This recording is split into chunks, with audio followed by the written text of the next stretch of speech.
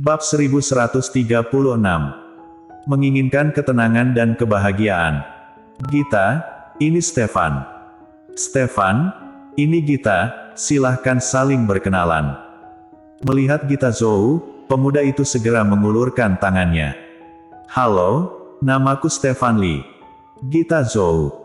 Mereka saling memberitahukan nama mereka dan berjabat tangan. Begitu Gita menarik kembali tangannya, Stefan Li juga langsung menarik kembali tangannya, sikapnya sangat sopan. Gita, jika kau membutuhkan bantuan di toko, minta bantuan Stefan saja. Lagi pula ini hari Minggu, ia tak ada pekerjaan, kata Bibi Zhang, lalu berkata pada Hani Luo, Hani, temani aku ke pasar. Hani Luo tentu memahami maksudnya, pergi ke pasar hanyalah suatu alibi. Ia hanya ingin memberi mereka berdua waktu untuk mengakrabkan diri. Hani Luo menatap putrinya dengan cemas, Gita mengangguk padanya. Hani Luo pun pergi. Setelah mereka pergi, Gita berkata, kau tak perlu membantu di toko, duduklah saja, aku akan membelikan makanan untukmu.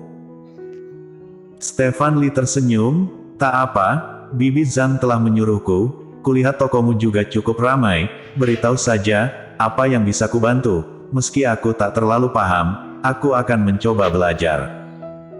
Cara bicaranya juga terdengar rendah hati dan tidak angkuh. Ia tak membuat Gita merasa jengkel, tapi juga tak membuatnya merasa terkesan. Mana mungkin ia merasa terkesan, ada orang lain di hatinya. Ia bahkan tak memiliki perasaan terhadap Arthur Xiao yang telah begitu baik padanya, apalagi pria yang baru ditemuinya di kencan buta ini. Gita selalu merasa, kencan buta ini terlalu cepat dan tergesa-gesa, tapi ia merasa, ia bisa melupakan Andri Han. Ia ingin membuktikan, bahwa ia tak membutuhkan Andri Han. Ia pasti juga akan bahagia meski berpacaran dengan orang lain. Melihat kedatangan pemuda asing itu, para pegawai toko saling bertatapan dan berbisik-bisik. Stefan Li bersikap sangat wajar, tahu kapan bertindak dan berbicara, dan tak menanyakan pertanyaan-pertanyaan yang membuat suasana jadi tak nyaman. Ia juga belajar dengan cepat dan hanya dalam sehari, ia telah sangat banyak membantu Gita. Saat makan malam, Stefan Li tersenyum dan berkata, aku telah belajar banyak hari ini, benar-benar memperluas cakrawalaku. Bagaimana jika besok aku datang lagi untuk membantumu? Aku baru mulai bekerja lusa, besok tak ada kegiatan. Setelah berpikir sejenak, Gita akhirnya mengangguk. Baiklah. Kalau begitu, sampai jumpa besok, Nona Zhou, aku pulang dulu. Iya, sampai jumpa. Setelah ia pergi, Hani Luo menghampiri dan merangkul putrinya. Bagaimana? Apakah kalian cocok? Jika kau tak menyukainya, tak apa, ibu akan membantumu menolaknya. Aku telah mengizinkannya datang untuk membantu di toko lagi besok. Hani Luo merasa terkejut mendengarnya, kau menyukainya? Belum. Jadi kenapa? Sikapnya sangat baik, dan aku juga masih single, maka kita lihat saja, toh tak ada yang menginginkanku lagi. Omong kosong apa ini? Mana mungkin tak ada yang menginginkanmu? Gita, katakan yang sejujurnya pada ibu, apakah kau marah karena kami merencanakan kencan buta ini? Ia memang jengkel, tapi tak mengatakannya. Sambil menggertakkan gigi, ia berkata, tidak, aku merasa perkataan Bibi Zhang juga cukup masuk akal. Dalam hidup, untuk apa terlalu memaksakan diri? Lebih baik menikmati hidup daripada menyiksa diri sendiri. Baiklah jika kau benar-benar berpikir demikian. Keesokan harinya, Stefan Li datang lagi dan sangat banyak membantu Gita. Saat pulang, ia menanyakan ide WeChat Gita. Ia sangat cerdas, selama 2,5 hari sejak mengenal Gita, ia sama sekali tak membahas tentang kencan buta. Menghabiskan waktu bersamanya sama sekali tak terasa canggung, meski belum bisa dianggap dekat juga, tapi seluruh sikap dan perkataannya sangat tepat. Gita merasa heran, bagaimana bisa pemuda seperti ini masih single. Ia sudah punya rumah dan pekerjaan yang mapan. Dan dengan sikapnya ini, seharusnya ia bisa mendapatkan gadis manapun.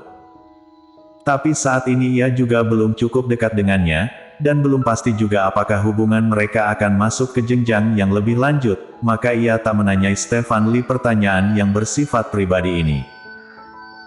Hari ketiga, Stefan Lee mampir setelah pulang kerja. Ia memperlakukan orang tua Gita dengan sangat sopan. Ia juga membelikan makanan untuk ayah Gita. Maka ayah Gita sangat menyukainya, bahkan Haniluo pun juga mulai menyukai Stefan Lee. Sama sekali tak ada yang patut dicela dari sikapnya. Setelah ia pulang, Bibi Zhang menghampirinya. Gita, ku dengar kau dan Stefan sudah cukup dekat. Gita tak tahu harus menjawab apa. Ia tersenyum canggung. Haniluo di sebelahnya menjawab, mereka baru kenal beberapa hari, kita harus menunggu beberapa saat lagi untuk mengetahuinya. Sambil secara tersirat mengatakan, kenapa begitu terburu-buru? Tanpa sungkan, Bibi Zhang tetap berkata, benar, tapi sejak pertama kali bertemu, kalian sudah merasa cocok, bukan?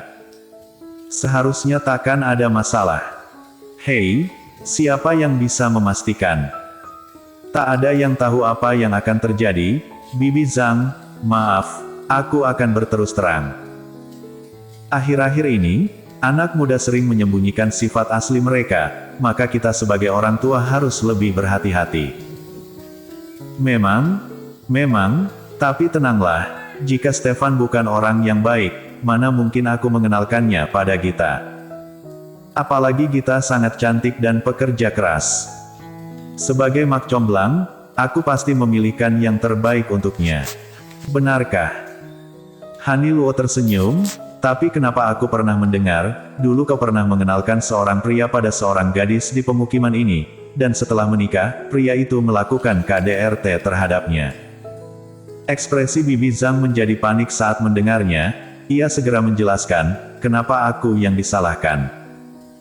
Jika terjadi KDRT, yang salah pasti kedua belah pihak, bukan? Mungkin saja wanita itu tak bersikap patuh, atau telah melakukan sesuatu yang keterlaluan. Haniluo terbelalak, lantas ia boleh melakukan KDRT. Bibi Zhang, apakah kau membenarkan KDRT?